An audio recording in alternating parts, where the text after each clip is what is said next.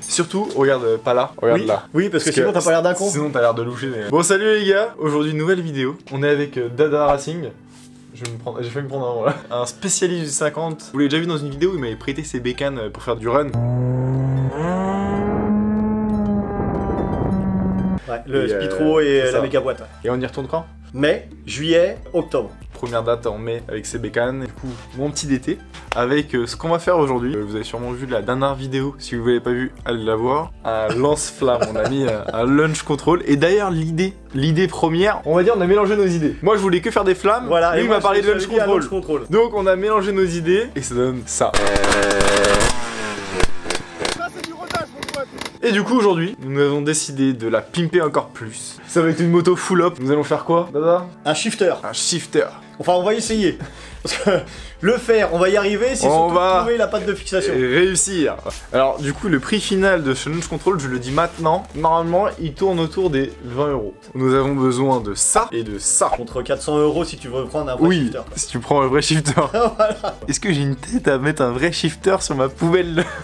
Bon, en vrai, ça va être stylé quand même. Sur mon S1000RR, maintenant j'ai plus de S1000RR. Ah ouais, par contre, ah bah oui. Ouais, sur le... Oui, puis toi, il essaie de monter et descendre. Non, et que monter que up. Du coup, ça c'est le contacteur qui va servir quand on va passer la vitesse à appuyer sur le contacteur. Et ça, c'est une carte qui sert à régler le temps de coupure. Donc au moins, je vais pouvoir régler le temps de coupure que je veux. On va pouvoir régler. Un shifter, ça sert tout simplement à retirer la force qui est engendrée sur la boîte de vitesse. Normalement, il faudrait programmer ton shifter à chaque régime de la moto. Ouais, à 2000 tours, il va avoir une plus grosse coupure qu'à 7000. On va juste faire une coupure à la fin en fait, quand on va quand on est à fond. J'ai pas dit ce que c'était comme allumage. Du coup, c'est un MBT Millennium. T'as deux claffetages sur les Millennium. C'est digital pour la box du voilà, digital. Donc la lettre D et la lettre A pour analogique. Pas AM6 et non pas AM6 et Derby comme il y a des crétins qui ont marqué sur Google. Non, ça c'est...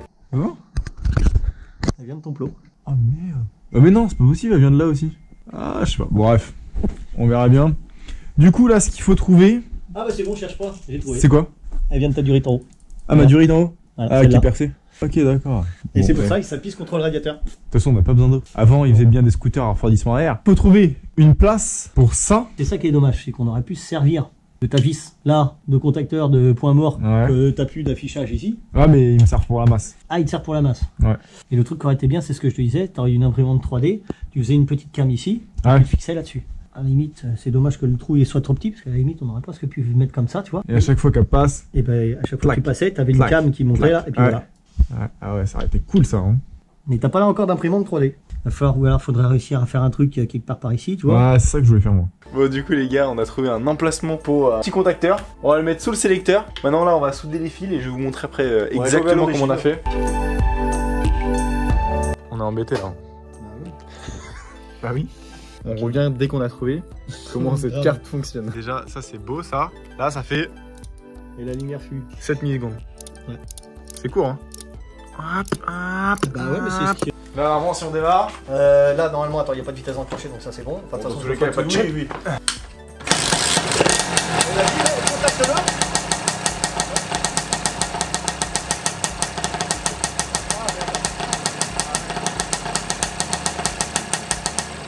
Ça a marché? Ça marche. Attends, on va essayer. Ah oui, faut valider.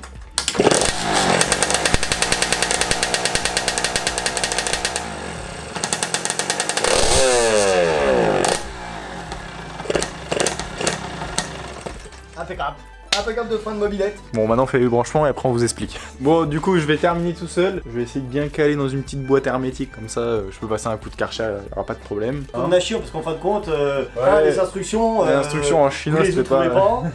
Ou quand vous les trouvez, c'est en chinois. Dans tous les cas, je vous fournirai le schéma. Je referai un schéma moi de comment brancher au cas où s'il y en a qui veulent faire ça. Surtout qu'on peut faire ça, bah, surtout. Pas que sur un 50, on peut faire ça sur tout. Salut. Bon, rentre bien. C'est bon, la moto est prête. Maintenant, on n'a plus qu'à aller régler ça et essayer ça. On va voir si ça fonctionne vraiment. Ensuite, on va parler de tous les branchements. Si vous voulez faire ça, vous pouvez avec n'importe quelle moto. Par exemple, là, j'ai un fil de masse sur un 50. En fait, c'est un fil que tu mets à la masse. Et quand tu mets le fil à la masse, ça coupe la moto. Donc, on veut que ce fil touche la masse pendant une seconde, par exemple. On veut que ce fil touche la masse pendant une seconde. Tac! Et avec ce boîtier là, on peut faire l'inverse aussi. Ça envoie le jus tout le temps. Quand vous activez le module, hop, ça enlève le jus et ça remet le jus. En fait, vous pouvez aller dans les deux sens. Donc c'est pour ça que vous pouvez faire ça sur n'importe quelle moto. Avant d'aller essayer cette moto, cette vidéo est sponsorisée par Car Vertical. Donc merci à eux de faire vivre la chaîne. Ça fait plusieurs fois qu'on en parle sur la chaîne. Et du coup, c'est des partenaires de longue durée. C'est pas la dernière fois que vous allez entendre parler. Car Vertical, je m'en sers aussi personnellement. J'ai mon meilleur pote Martin, il vient de s'acheter une voiture. Il a vendu son BM qui était passé dans une autre vidéo, 325D.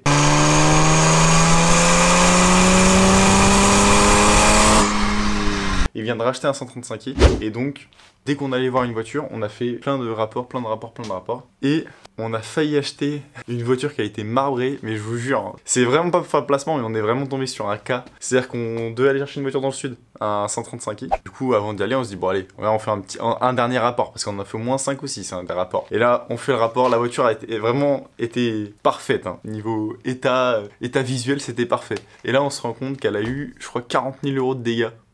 Pas un exemple qui me donne comme d'habitude, là c'est vraiment histoire vraie. Du coup on a appelé le gars, on lui a dit c'est pas possible monsieur.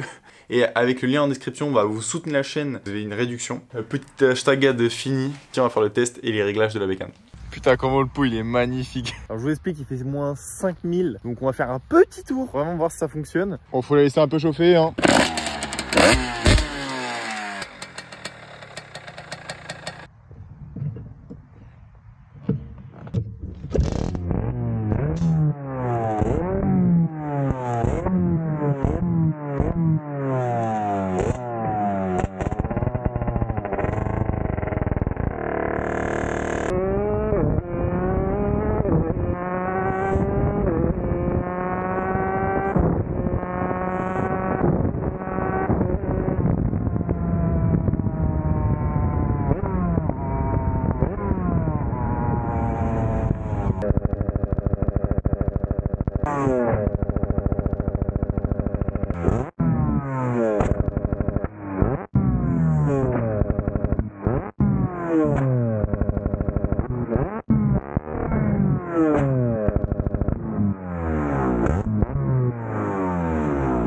Bon là on a une trop grosse coupure. En gros ça fait un trop gros rat. Je sais pas à combien je l'ai mis. Putain mon pot il est déjà rouge quoi.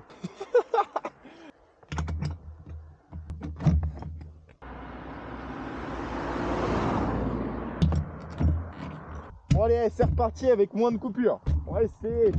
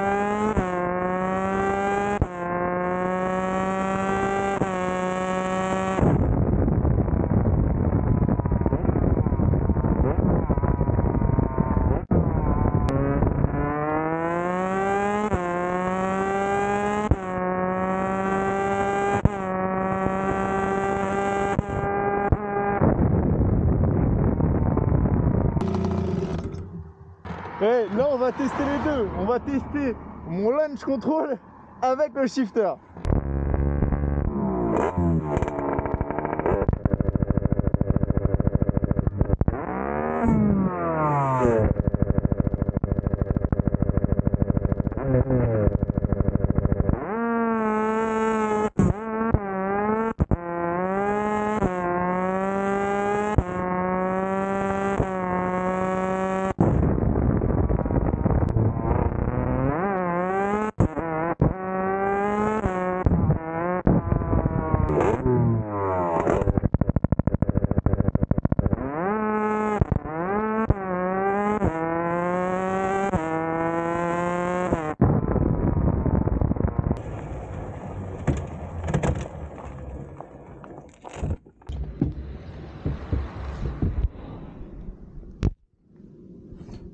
Oh non, j'ai rage.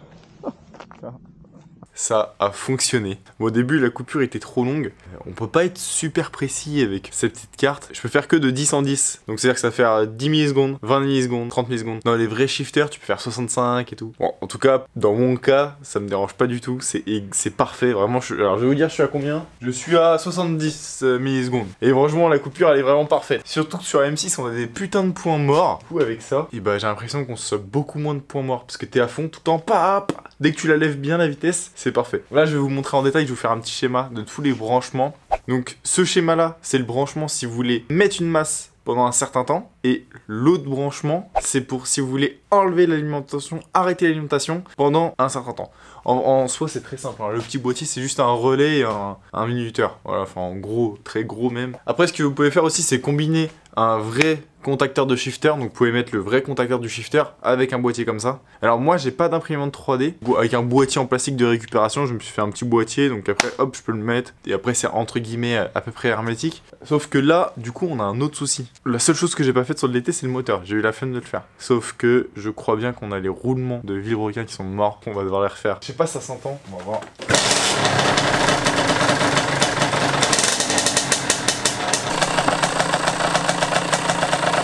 C'est un peu gras, hein.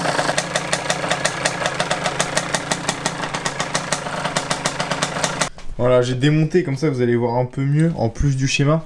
Le fil gris, celui-ci, il est sur No. Ça, c'est le fil qui permet de mettre à la masse pour éteindre le moteur. Ça, c'est où on branche le petit switch. Moi, il est alimenté avec une pile 9 volts, mais vous pouvez aussi lui donner une alimentation de 12 volts. Et c'est le petit contacteur là.